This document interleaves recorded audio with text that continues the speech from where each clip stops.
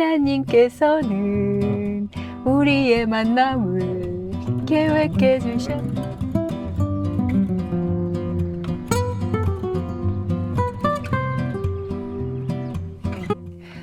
오늘 본문의 말씀은 드디어 이삭의 아내 찾기가 완수되고, 그리고 그 아브라함 종이 바로 떠나기를 원한다고, 바로 이튿날에 떠나기를 원하는데, 그 리브가가 한시도 지체하지 않고 며칠이나 열흘이나 조금 가족과 함께 머물자, 그거를 거절하고 바로 즉각적인 순종함으로 떠나잖아, 길을.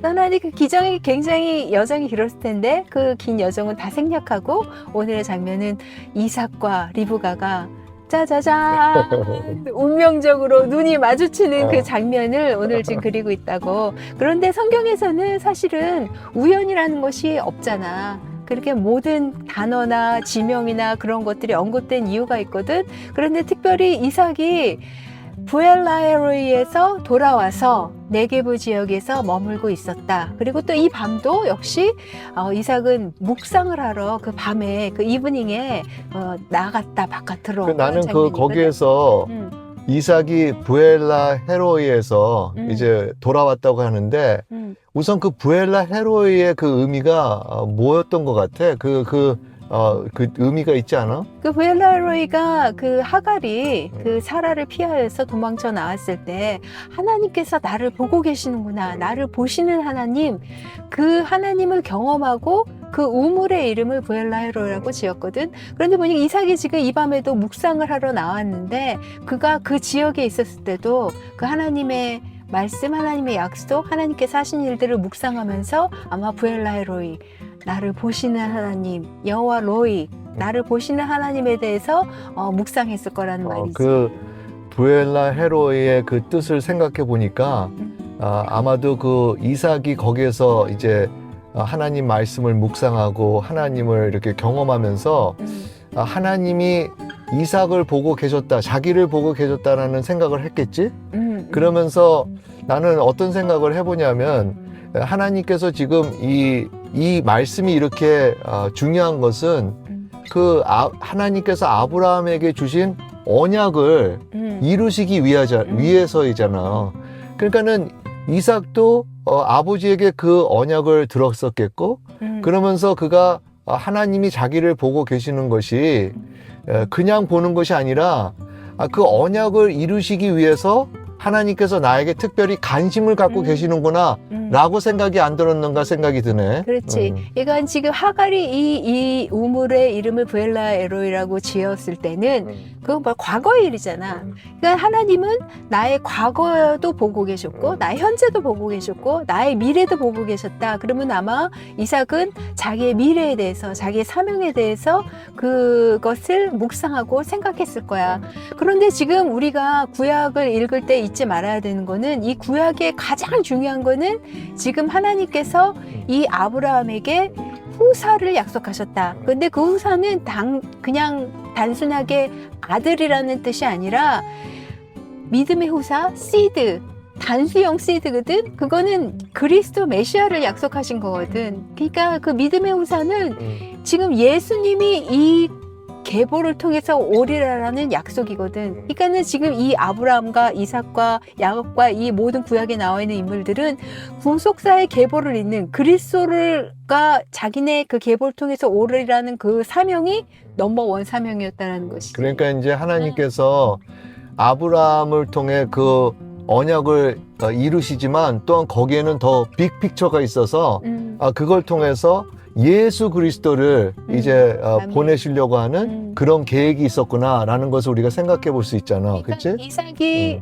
부엘라헤로이에서 자신의 과거와 현재와 미래를 보신 하나님을 생각하고 또 이 밤에도 리브가를 만난 이 밤에도 자기의 사명과 미래에 대해서 묵상을 했을 때 가장 필요한 것이 뭐야? 후사를 위해서 아내란 말이야. 그래서 지금 이삭의 아내 찾기가 이렇게 디테일하게 지금 묘사되고 있는 것인데, 그럴 때 그것을 묵상하고 있을 때 이제 리브가를 만나게 되는 것이지. 그러니까 지금 반복해서 이 본문에서 눈을 들어 본다, 서로 봤다, 그런 장면이 계속 반복되고 있잖아. 그러니까 아마도 나를 보시는 하나님을 네가 묵상했을 때 그 하나님의 비전을 갖고 하나님의 보시는 그 시야를 갖고 자기도 그를 보게 된 것이지. 그래서 리브가를 보게 맞아. 되고. 그러니까 하나님께서는 이것은 그냥 어떤 결혼을 어떻게 했다라는 그 의미보다는 맞아. 이제 하나님께서 이삭과 그 리브가를 짝지어 주시면서 그 구원의 역사를 계속 이루시는구나 라고 볼 수 있는 거지. 그러니까 굉장히 중요한 스토리라는 것을 생각해 볼 수 있는 것 같아. 예. 근데 우리가 잊지 말아야 되는 거는 우리는 결국 그 구속사의 계보를 따라 이제 예수님이 오신 것을 알고 있잖아. 그러면 예수님이 오신 것으로 그 구속사의 계보가 끊지 않냐? 그렇지 않거든. 그 믿음의 자손이 우리를 통해서도 그 구속사의 계보는 계속 이어져 그치. 가고 있다라는 것이지. 그렇게 볼 때 내가 보기에는 이제 우연은 없다 그런 생각이 드네. 그러니까 이제 우리가 이렇게 믿음의 그 사람들이 모여서 또 우리가 공동체를 이루고 또 교회를 세워가고 이런 것은 우연이 아니라 하나님의 그 구원의 역사를 하나님께서 계속 이루신다라는 거.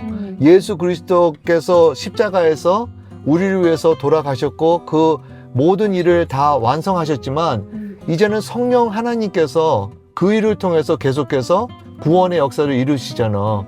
그렇게 볼 때 교회도 우연히 교회가 생긴 게 아니라 하나님께서는 지금 마치 리브가와 이삭을 짝지어 주는 것처럼 그렇게 사람들을 모으게 해주시고 교회를 만들어 주시고 그러면서 계속해서 그 구원의 역사를 이루어 가시고 계시는구나 라는 생각이 드네.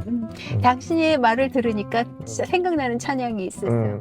하나님께서는 우리의 만남을 계획해 주셨네. 그 찬양이 맞아. 생각이 나. 그러니까 지금 이삭과 리브가가 하나님의 계획 가운데 있었던 이 두 사람이 만났을 때에 둘이 서로 눈이 딱 마주쳐졌을 때 사랑에 빠졌거든. 그리고 정말 서로의 이것이 운명이라는 것을 이들이 느꼈어요. 이것이 그냥 단순히 로맨틱한 이야기가 아니라 우리 삶에서도 하나님께서 계획하신 사람들을 만났을 때 우리가 그것을 알아보고 그리고 우리가 정말 하나님의 계획을 그 비전을 우리도 같이 똑같이 소유하고 그것에 같이 할 수 있는 동행하는 그것에 참여하는 동참하는 그러한 우리가 되어야 되는구나라는 생각이 들었어요. 그러니까 이것이 교회도 그렇고 또 한 가정도 그렇고 우리가 부부도 그렇고 맞아. 정말 하나님의 계획 안에서 우리가 만났다라는 거.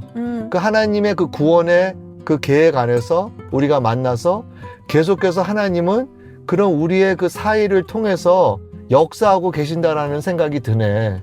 그러니까는 이 부부가 행복해야 되고 또 교회가 건강해야 되고 또 이런 공동체들이 또 이렇게 그 믿음의 공동체가 정말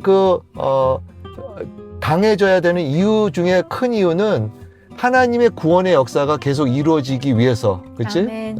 아멘. 그리고 중요한 것이 그것이 가능하려면 우리가 우리의 과거와 현재와 미래를 보시는 그 여호와 로이, 나를 보시는 하나님의 그 비전을 우리가 같이 소유해야 된다는 것이지. 그러니까 주님의 비전, 주님의 그 눈을 우리도 소유하게 하시고 우리가 사람을 만날 때나 어떤 사건과 사고를 만날 때에 하나님이 보시는 눈으로 우리가 보게 해달라고 기도해야 되는 것 같아. 그게 참 그 오늘 말씀을 보면서 하나님께서 우리에게 도전을 하시는 것 같아. 너가 그런 그 관점으로 그런 그 시선으로 하나님의 관점으로 그렇게 보고 있느냐. 그리고 그런 그 마음으로 정말 우리가 부부 생활을 하고 또 교회 같이 또 교회로 이루어가고 믿음의 공동체를 세워가는 그런 일을 하느냐라고 이렇게 하나님께서 질문하고 있지 않나라는 생각이 들어.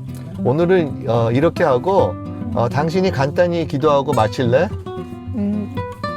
살아계신 아버지 하나님 감사합니다. 우리가 하나님의 비전, 하나님께서 우리를 보시는 그 눈으로, 그 관점으로 우리도 우리의 미래를 바라보며 주님의 비전을 가지고 주님께서 하시는 그 일에 우리도 발맞춰 함께 동참하기를 원합니다. 저희에게 주님의 관점, 주님의 시야를 주시고 주님의 마음을 허락하여 주시고 그것에 순종하는 우리들이 되어질 수 있도록 주의 역사하여 주시옵소서. 감사드리며 이 모든 말씀 예수님 이름으로 기도드립니다. 아멘. 아멘.